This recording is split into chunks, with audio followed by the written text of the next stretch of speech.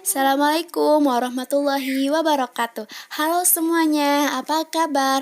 Perkenalkan, nama saya Hanifah Fitrianingsih dari PAI 31 STI Al-Masuria. Di sini saya akan menjelaskan mata kuliah filsafat umum yang berjudul Plato, Teori tentang Idea Etika Negara Ideal. Salah satu tugas mata kuliah filsafat umum dosen pengampu Dr. Haji Mulyawan SEN MMPD. Kita langsung saja ya teman-teman, kita bahas dari biografi Plato.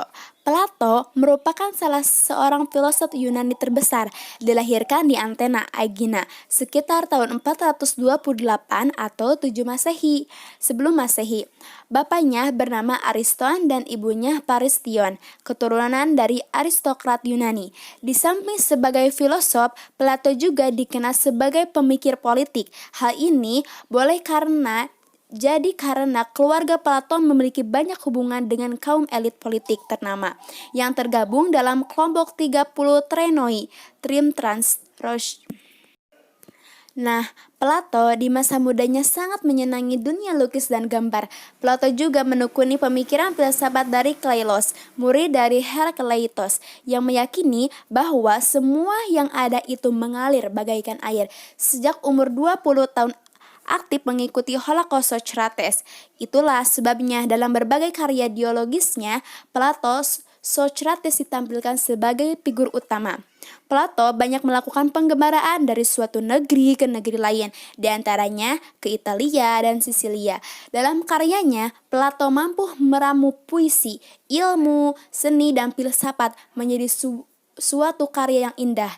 Pada tahun 399 sampai 387 sebelum Masehi, selama 12 tahun. Nah, yang kedua yaitu filsafat Plato tentang teori idea. Idea menurut Plato bersifat objektif universal, tidak subjektif parsial. Idea objektif berada di luar pikiran, sedangkan idea subjektif ada dalam pikiran. Plato juga memakai istilah absolute right, idea of beauty, dan absolute good, idea of good. Dari akar kata idea, menurut idealisme, tentang perbedaan antara idealisme subjektif dengan objektif, ini penting pula kita pahami. Seorang idealis subjektif berpendirian bahwa akal, jiwa, dan persepsi-persepsinya atau ide-idenya merupakan segala yang ada, bahwa alam sebenarnya tersusun atas dua. Alam idea adalah alam yang padanya bentuk-bentuk sempurna dari sesuatu itu ada. Alam ini adalah alam yang bersifat abadi, tidak hancur dan kekal serta tidak tunduk pada hukum-hukum materi.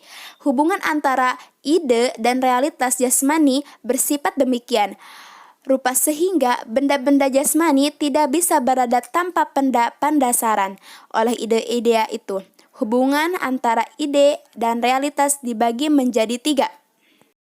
Yang kesatu yaitu ide hadir dalam benda-benda konkret. Yang kedua, benda konkret mengambil bagian dalam idea. Di sini Plato memperkenalkan partisipasi dalam filsafat. Yang ketiga yaitu ide merupakan model atau contoh bagi benda-benda konkret. Nah, selanjutnya, filsafat Plato tentang etika. Seperti juga dengan pandangan Sokrates, etik Plato bersifat intelektual dan rasional. Dasar ajarannya ialah mencapai budi bakti. Budi ialah tahu, orang yang berpengetahuan dengan sendirinya berbudi baik. Sebab itu, sempurnakanlah pengetahuan dengan pengertian. Dari pengetahuan sebenarnya yang dicapai dengan dialektik, timbul budi yang lebih tinggi daripada yang dibawakan oleh pengetahuan dari pandangan. Jadinya, menurut Plato ada dua macam budi. Yang pertama, budi filosofi yang timbul dari pengetahuan dengan pengertian. Yang kedua, budi biasa yang terbawa oleh kebiasaan orang banyak. Nah, sikap hidup yang dipakai tidak terbit dari keyakinan, melainkan disesuaikan kepada moral orang banyak dalam hidup sehari-hari. Nah, tanda dunia idea ialah tidak berubah-ubah, pasti dan tetap, dan merupakan bentuk asal. Itulah yang membedakannya dari dunia nyata yang berubah senantiasa. Dalam perubahan itu dapat ditimbulkan bentuk-bentuk tiruan daripada bangunan yang asal dari dunia idea. Sebab itu, ada dua jalan yang dapat ditempuh untuk melaksanakan dasar etik. Yang pertama, melarikan diri dari dalam pikiran, dari dunia yang lahir dan hidup semata-mata dalam dunia idea.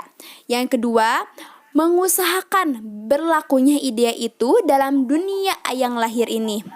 Dengan perkataan lain, melaksanakan hadirnya idea dalam dunia ini. Tindakan yang pertama merupakan suatu perbuatan yang ideal. Tindakan yang kedua kelihatannya lebih real. Nah, selanjutnya, filsafat Plato tentang negara ideal. Secara leksikal, negara mengandung arti. Satu, organisasi dalam suatu wilayah yang mempunyai kekuasaan tertinggi yang sah dan ditaati oleh rakyat. Yang kedua, kelompok sosial yang memiliki wilayah atau daerah tertentu yang diorganisasikan di bawah lembaga politik dan pemerintah yang efektif, mempunyai kesatuan politik, berdaulat, sehingga berhak menentukan tujuan nasionalnya. Nah, menurut Plato, negara idea adalah di dalam negara kamu semua bersaudara. Karenanya, setiap warga negara haruslah bersikap kekeluargaan yang mencerminkan adanya kerukunan dan keharmonisan antara sesama, baik di kalangan elit, pemerintah, maupun rakyat. Asal mula negara, manusia adalah makhluk sosial politik. Manusia diciptakan Tuhan dalam keadaan yang hanya mungkin hidup dan bertahan dengan bantuan orang lain.